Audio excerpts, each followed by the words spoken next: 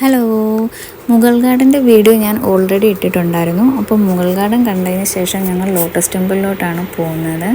അപ്പം ഞാൻ ലോട്ടസ് ടെമ്പിളിൽ എന്തെല്ലാം കാര്യങ്ങളാണ് ശ്രദ്ധിക്കേണ്ടതെന്നുള്ളൊരു 4 കാര്യങ്ങൾ, വലിയ കാര്യങ്ങളൊന്നുമല്ല, ചെറിയ ചെറിയ കാര്യങ്ങളാണ് എനിക്ക് പേഴ്സണലായിട്ട് തോന്നിയിട്ടുള്ളത്. ഞാൻ വീഡിയോയുടെ ഓരോ ഭാഗമായിട്ട് ഞാൻ പറയുന്നതാണ്. അപ്പോൾ ഈ കാണുന്ന അത് ഇന്ത്യ ഗേറ്റാണ്, അതുവഴിയാണ് നമ്മൾ പോയിക്കൊണ്ടിരിക്കുന്നത്. അപ്പം ഞങ്ങൾ ലോട്ടസ് ടെമ്പിളിലെത്തി എൻട്രി ഗേറ്റ് കടന്നു. അന്നേരം ഒന്നാമത്തെ കാര്യം ശ്രദ്ധിക്കേണ്ടതെന്ന് പറഞ്ഞു കഴിഞ്ഞാൽ, നമ്മളവിടെ വരുമ്പോൾ നമ്മൾ ചെക്കിങ്ങും കാര്യങ്ങളൊക്കെ ചെയ്യും, ബാഗും എല്ലാം. അപ്പോൾ അതിനകത്ത് നമ്മൾ ഈ പവർ ബാങ്ക്, ഇലക്ട്രിക് സാധനങ്ങൾ, ഭക്ഷണ വസ്തുക്കളൊന്നും കൊണ്ടുവരാൻ അനുവാദമുള്ളതല്ല. അപ്പോൾ അത് നമ്മൾ ശ്രദ്ധിക്കേണ്ട ഒരു കാര്യമാണ്. അപ്പോൾ ഞങ്ങൾ അവിടെ വന്ന് അകത്തോട്ട് കടന്ന് ഇങ്ങനെ നടന്നുകൊണ്ടിരിക്കുകയാണ്. അപ്പം എന്തേ ഒരു എയ്റോപ്ലെയിൻ ഇങ്ങനെ ആകാശത്തോടുകൂടി പോകുന്നത് കണ്ടില്ലേ. അപ്പം നല്ലൊരു വ്യൂ ആയിരുന്നു. അപ്പം ഞങ്ങൾ മുന്നോട്ട് ഇങ്ങനെ നടന്നുകൊണ്ട് ഇങ്ങനെ ഇരുന്നു. രണ്ടാമത്തെ കാര്യം ശ്രദ്ധിക്കേണ്ടത് എന്താണെന്ന് വെച്ച് കഴിഞ്ഞാൽ, നമ്മളങ്ങോട്ട് മുന്നോട്ട് ചെല്ലുമ്പോഴാണെങ്കിൽ നമ്മുടെ ചെരുപ്പ് അതൊന്നും നമുക്കകത്ത് കൊണ്ടുപോകാനുള്ള അനുവാദമില്ല. അപ്പോൾ നമുക്കവരൊരു സഞ്ചി തരും. അപ്പോൾ ആ സഞ്ചിക്കകത്ത് നമ്മൾ എത്ര ആൾക്കാരാണ് വന്നിരിക്കുന്നത് അവരുടെ എല്ലാവരുടെയും ചെരുപ്പ് ഒരുമിച്ച് ആ ഒരു കവറിനകത്താക്കി അവർ സേഫായിട്ട് വെക്കാനുള്ളൊരു സ്ഥലമുണ്ട്. അവിടെ കൊണ്ട് നമ്മൾ വെക്കുക. തിരിച്ച് വരുമ്പോൾ നമ്മൾ അവിടുന്ന് വാങ്ങിച്ച് എടുത്തുകൊണ്ട് വരിക. അതൊരു പുണ്യ സ്ഥലമായതുകൊണ്ട് നമുക്കകത്ത് ചെരുപ്പൊന്നും അകത്തോട്ട് അവർ കടത്തി വിടുന്നതല്ല. അങ്ങനെ രണ്ടാമത്തെ ഈ ഒരു കാര്യമാണ് ശ്രദ്ധിക്കാനുള്ളത്. ഇതൊരു ബഹായി മതവിശ്വാസക്കാരുടെ പ്രാർത്ഥനാ കേന്ദ്രമാണെന്ന് ഇപ്പോഴും മിക്ക ആൾക്കാർക്കും അറിയാത്ത ആൾക്കാർ കാണാം നമ്മുടെ ചുറ്റുവട്ടത്ത്. ഈവൻ ഞാൻ പോലും ഒരു സമയത്ത് ധരിച്ചിരുന്നത് ഇതൊരു ലോട്ടസ് ടെമ്പിൾ എന്നിങ്ങനെ പേര് വന്നുകൊണ്ട് ഒരു പക്ഷേ ഇതൊരു ഹിന്ദു ക്ഷേത്രമാണെന്നാണ് കരുതിയിരുന്നത്. പിന്നെ അതിനെക്കുറിച്ച് കൂടുതൽ പഠിക്കുകയും മനസ്സിലാക്കുകയൊക്കെ ചെയ്തപ്പോഴാണ് ഇതിൻ്റെ ഒരു ഹിസ്റ്ററി നമുക്ക് മനസ്സിലായത്. അപ്പോൾ ഏത് മതക്കാർക്കും ഇവിടെ വന്ന് പ്രാർത്ഥിക്കാനുള്ള സ്വാതന്ത്ര്യമുണ്ട്. അപ്പം ഞങ്ങൾ അതിൻ്റെ സ്റ്റെപ്പ് കയറി മുന്നോട്ട് താഴോട്ട് നോക്കുമ്പോൾ കണ്ടു ജനസാഗരമാണ്.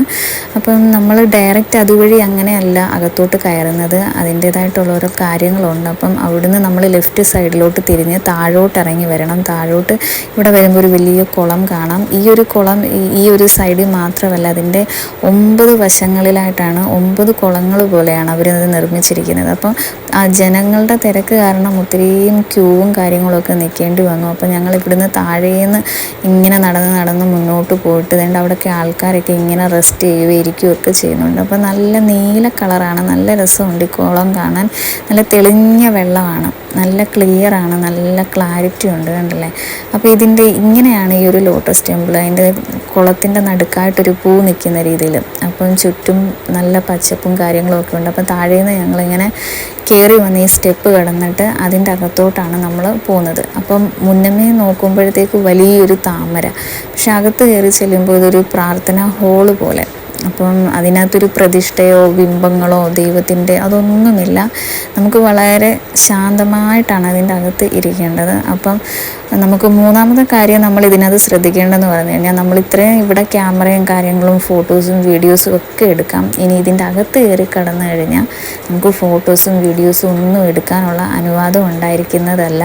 അത് അവരുടെ നിയമം ലംഘിക്കുക എന്നാണ് അവർ പറയുന്നത്. അപ്പം ക്യൂ നിൽക്കുന്നുണ്ടില്ലേ, എന്തും വേണ്ടി ആൾക്കാർ ക്യൂ നിൽക്കുന്നത്.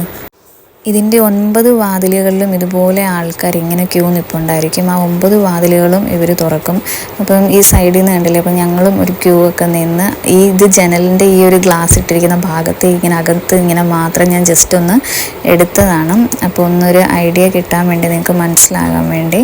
അന്നേരം ഞങ്ങൾ അതിൻ്റെ അകത്ത് കയറി അവിടെ കുറച്ച് നേരം ഇരുന്നു. എന്നിട്ട് പുറത്ത് കിടന്ന് അപ്പം ഈ വെള്ളം മുകളിൽ നിന്ന് നോക്കുമ്പോൾ കണ്ടില്ലേ, ഈ സൂര്യകിരണങ്ങളൊക്കെ അടിക്കുമ്പോൾ ഈ വെള്ളം കാണാൻ നല്ല രസമാണ്, തെളിഞ്ഞ് നല്ല വെയിലും കൂടി ആകുമ്പം നല്ല ക്ലിയറായിട്ട് കാണും. അപ്പം ഞങ്ങൾ അവിടുന്ന് അതെല്ലാം കണ്ടിട്ട് താഴോട്ട് ഇറങ്ങി മുന്നോട്ട് നടന്ന് ഇങ്ങനെ പോയിക്കൊണ്ടിരിക്കുകയാണ്. അവിടെ ചെന്നിട്ട് പിന്നെ ഞങ്ങളുടെ ചെരുപ്പൊക്കെ വെച്ചത് അതൊക്കെ ഞങ്ങൾ എടുക്കുകയൊക്കെ ചെയ്തു. അപ്പം മൊത്തത്തിലൊരു വ്യൂ എന്ന് പറഞ്ഞാൽ ഇതിങ്ങനെയാണ്. അപ്പോൾ സൂര്യൻ നന്നായിട്ട് ഉദിച്ച് നിൽക്കുന്നുണ്ട്. ആ ഒരു വെള്ളത്തിൽ ആ ഒരു സൂര്യകിരണങ്ങളൊക്കെ അടിക്കുമ്പോൾ നല്ല പ്രത്യേക ഒരു ഭംഗിയാണ്. ഈ താമരപ്പൂവിൻ്റെ 27 ഇതൾ പൂവാണിത്.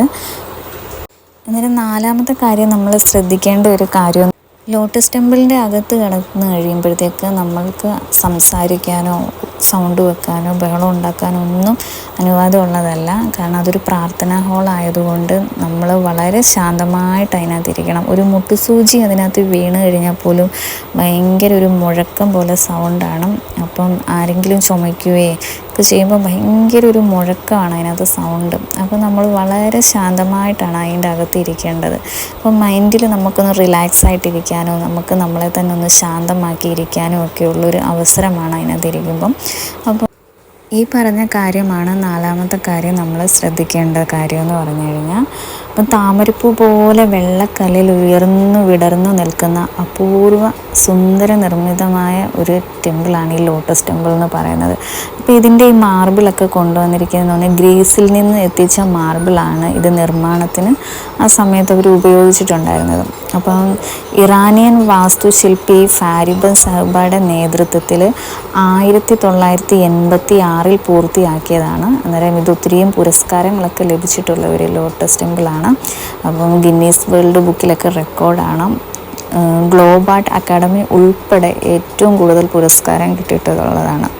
Okay, by.